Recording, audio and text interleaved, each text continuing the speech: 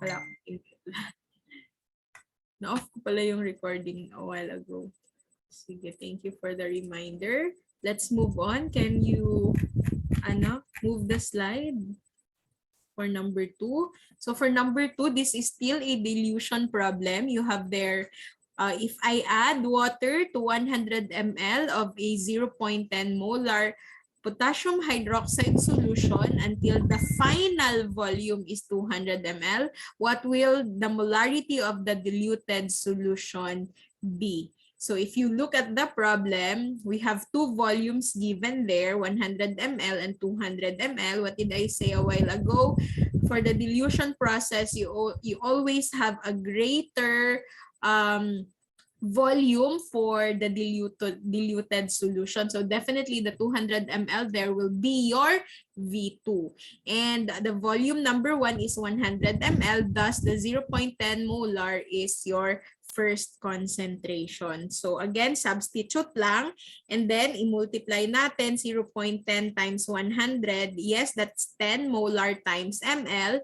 And on the other side, you have there C2 times 200 ml. We are looking for the new concentration. So you have to divide both sides sa 200 ml to isolate there the C2, and you can cancel the molarity. Sorry. Okay, so let's cancel molarity here, and you will be left with the ml, and that is actually our desired unit. So 10 divided by 200 is, yes, 0.0. Sorry, wait. We are looking for molarity, no? That is why I was actually confused a while ago. Wait. Let me delete this. So this is 200 ml, not 200 molar. So this is the one that we are going to cancel, right? The ml. Since we are looking for the concentration, your answer should be in molarity. So 10 divided by 200 is, yes, 0.05, but let's just correct the unit. This should be molar. Okay? Again, kasi we are looking for the molarity. We are not looking for the ml. The ml is already given in the problem. Okay? Questions for number 2? I hope the non-reporters have also got the correct answer. They also, wait lang, 0.05 molar pa rin. Okay, let's move on. Number 3. We'll have a quiz after for this one, so please prepare. Next, I have 435 ml of a 1.5 molar sodium chloride solution. If I boil the water until the volume of the solution is 350 ml, what will the molarity of the solution be? Actually, this is not a dilution problem. Kasi when I say dilution problem, we are making a less concentrated solution. But this one is actually making a more concentrated solution by boiling. Because you can see you have there 435 ml of the 1.5 molar sodium chloride solution. Then we are going to boil the water, and since nag-boil siya, mag-evaporate ang water, as you can see in the problem, instead na magtaas ang volume, ni baba siya. So again, this is not really a dilution problem. But nevertheless, we can still use the C1V1 equals C2V2 for this. Though the C1V1 here will be the, syempre, original solution. This is naman the original solution talaga. The concentration is 1.5 molar, and then the volume is 435 ml. Kaya lang nag-boil tayo, and that the volume number 2 becomes 350 ml. So actually, ito, dinerive lang ito na formula, no? Pero originally, this is 1.5 m times 435 ml equals, on the other side, we are looking for the new concentration after boiling, and the volume is 350 ml. So this is 1.5 times 435. This is 652.5 molar times ml, and on the other side, you have the C2 times 350 ml. Let's divide both sides with the 350 ml. This is 350 ml, ha? So cancel the ml also. So the new concentration after boiling will be 1.86. Let's have 2 decimal places. So this is 1.86 molar. Let me just recheck it. 1.5 times 435 divided by 350. Yes, it's 1.86 molar. So again, this is not a dilution problem. This is not actually a dilution process. As you can see, from 1.5 tumaas yung concentration natin to 1.86. This is a process of Hindi making mo na pag-i-charge. more concentrated Gusto mo pa ba? solution. Unsa naman na dira, Loris? Okay, questions for number 3. Anyone? Wala. So, again ha, even if we are making a concentrated solution here, you can still apply the C1V1 equals C2V2. Sige, next, number 4. Number 4 will I think is molarity. Okay, so this one is computation talaga ng concentration in molarity. So we have here 12.5 grams of glucose, C6H12O6, is dissolved in enough water to make 550 ml of solution. So the first question here is what will be the molarity of the solution? So magdi-dissolve ka daw ng ganito karaming glucose sa 550 ml na solution. So always remember we only have two formula here. Molarity is equal to moles of the solute divided by liters of solution. But if you look at the problem and the moles is not given, then you have to use the second formula, which is the moles is equal to weight of the substance divided by its molecular weight. So the weight of the substance is given, that's 12.5 grams. Divided by the molecular weight, we just need to compute this one. Actually, this is 180, right? So 6 times 12 is 72. So this is 72 here. Plus, this is 1 times 12. So this is 12. Plus 16 times 6 is, how much is that? 96. So this is plus 96 here. So if I think I'm correct, it's 180. 72 plus 12 plus 96.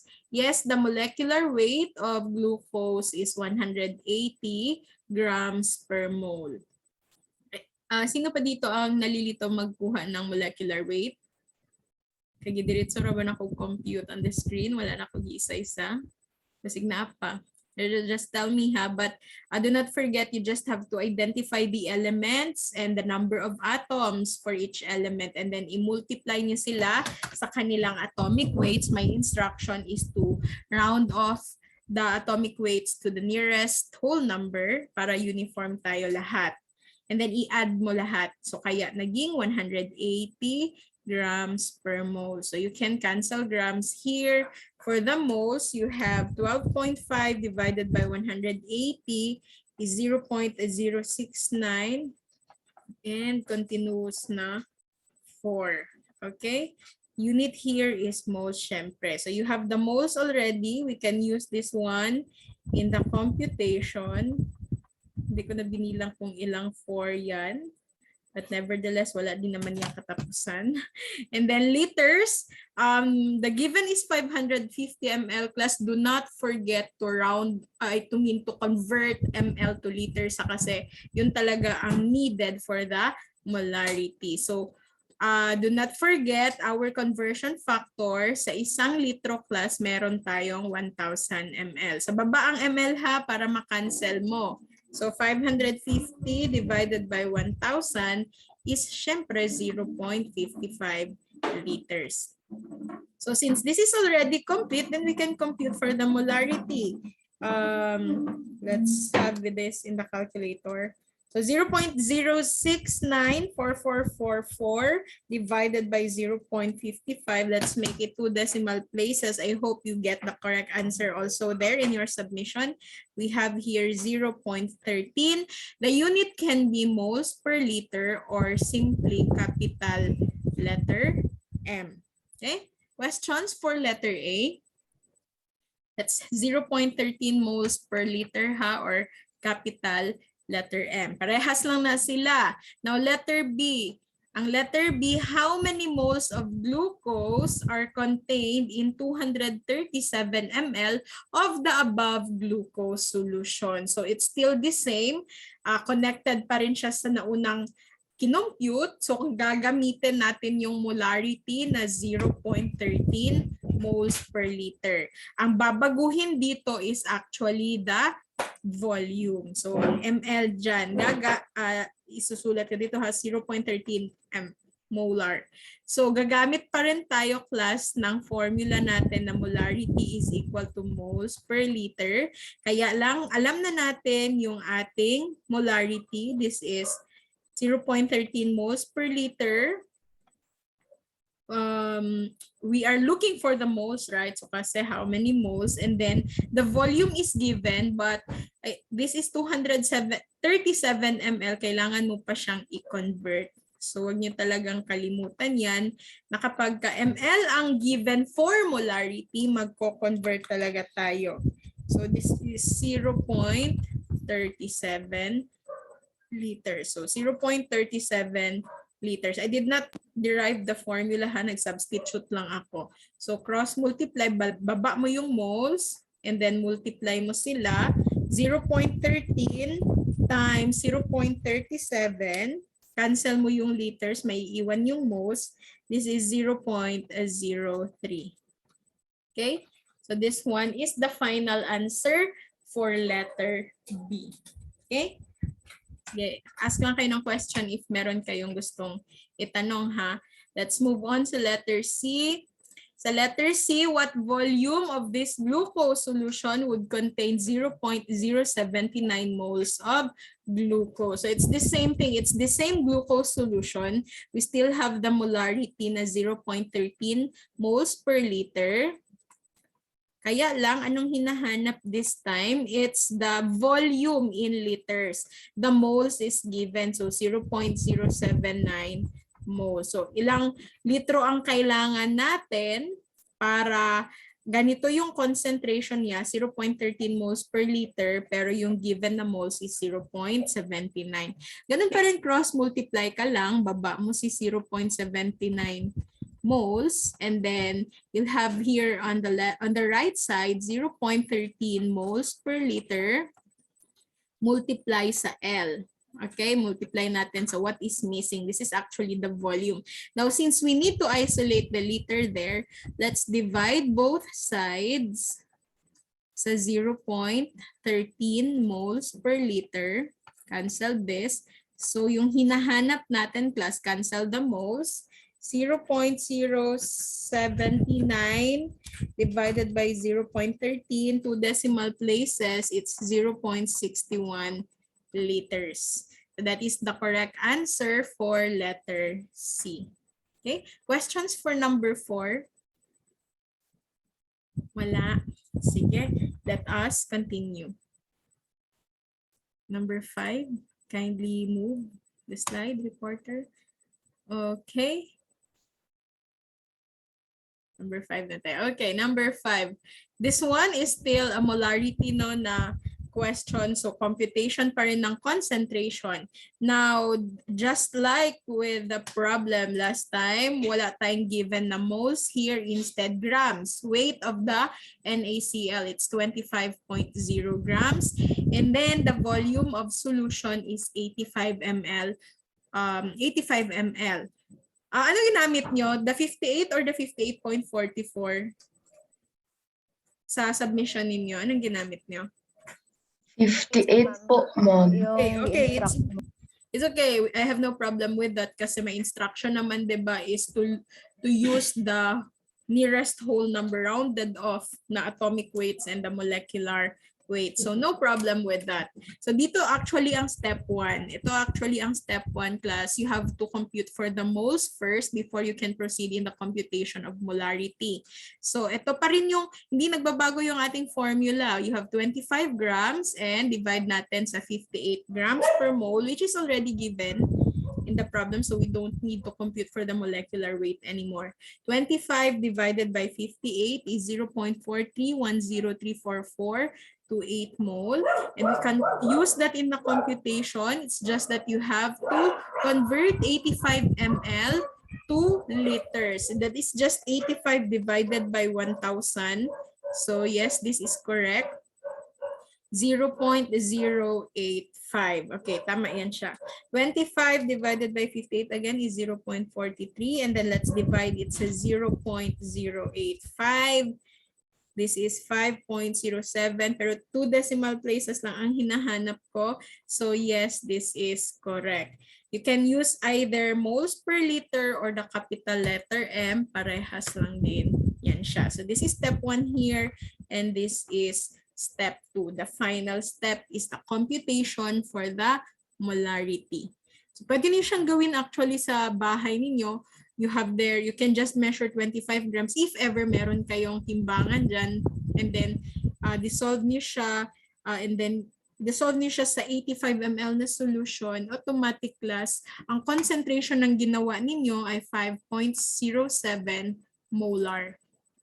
By the way, we read capital letter M as molar ha. So ano niya siya? 5.07 molar. Okay? That's the capital letter M. Okay, number 6. This is I think hanggang 8, right? Ay, nalampas. Okay, for number 6, 4.0 moles of lithium chloride is dissolved in 5 liters of water. What is the molarity of the solution? So this one is actually an easier problem. You don't need to compute for the moles. It's already given in the problem. You don't need to convert the volume to liters also, since liters na rin yung given. So automatic class, just substitute them in our formula. So 4 divided by 5 is yes, 0.8 moles per liter or 0.8 molar. So number 6 is also correct. Okay, let's have number 7. So for number 7, let's go back to the dilution na problem. 100 ml of 2.5 molar potassium bromide solution is on hand. You need, what is that? 0.55 molar. This one is the diluted solution, right? So what is the final volume of solution which results? So 2.5 molar potassium bromide ang meron ka. And then, ito talaga yung problem, no? Naputol kasi, hindi ko siya maintindihan. So, ang kailangan is 0.55. So, ano daw yung final volume na magre-result? So, baliktad ata ito, no? This is not a dilution problem. Let me check the problem first.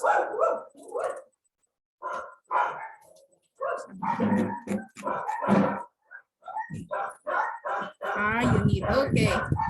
So again, this is not a dilution na problem, but instead we will be making, it's a dilution problem. 2.5 pala ito. I was thinking it's 0.25. So, 2.5, that's the more concentrated one. Multiply natin siya sa kanyang volume. Saba kayo mong iro. So, 250 molar times ml. So, mga ano lang ito. Kalimtan termi ang M sa ml. Tapos on the other side, ito yung kailangan natin gawin. The less concentrated one, from 2.5 gagawin natin siyang 0.55. So, ilang volume daw yung kailangan dyan? So, 250 divided by 0.55. Cancel this. This is in ml again. So, the correct answer is 454.55 ml. So, this is also correct. Nakalimutan lang yung ml sa process. So, kung gusto mong gumawa ng ganitong concentration galing dito, from 100 ml, dagdagan mo siya ng solvent hanggang maging 454.55 ml siya. Ayan, matik na 0.55 ang kanyang tawag dyan? Molarity or concentration. And then let's have the last one. Number 8. So for number 8, how many grams of beryllium chloride are needed to make 125 ml of a 0.050 molar solution? So balik tayo sa molarity. So may mga steps, baliktad ito. Baliktad. Kasi yung process natin kanina, given yung weight no, ng substance, tapos ang next step is to look for the moles before tayo mag-compute ng molarity. But if this is the problem class, the molarity is already given, baliktad din yung ating gagawin. From the molarity, we will look for the moles before tayo mag-compute ng weight in grams. Okay? So, unahin muna natin yung original natin. So, this will become the step 1 now kasi baliktad yung problem na ito. Given yung molarity 0.05 moles per liter or molar, hahanapin muna natin itong moles and then you have the volume there, just convert it to liters. So, 125 ml is 0.125 liters. Mag-cross multiply ka lang. Baba mo si moles, kaya ganito, moles is equal to 0.05. Pwede nating gamitin si moles per liter just to, para makita lang natin yung paano natin nakuha yung unit na moles. So, ayan, pwede natin i-cancel yung liter. So, let's check, 0.05 times 0.125 is, yes, 0.00625 moles. Now, after that, gagamitin natin yung ating step 2 na formula. Moles is equal to weight in grams divided by the molecular weight. So actually, you can derive the formula since we are looking for the weight. So ito yung na-compute natin, di ba? 0.00625 moles. Multiply mo lang siya sa kanyang molecular weight. So 1 times 9, okay, 79 grams per mole. So cancel the moles. Ang maiiwan talaga na unit dyan plus is the grams. Okay? That's how i-derive mo ang formula. Baba mo si weight. Kaya ganito. So times 79 2 decimal places. Yes, this is 0.49 grams. So take note of this process ha para hindi kayo malito. Most of the time, ito ang originally binibigay and hahanapin natin si molarity. But for the instance na si weight in grams ang binigay, ay ang hinahanap, so bibigay talaga si molarity. You compute for the moles first before the weight in grams. Okay? Do you have questions for activity number 6? Clarification? Wala, you can unshare now, reporter. Okay, no questions na. So we will have our quiz.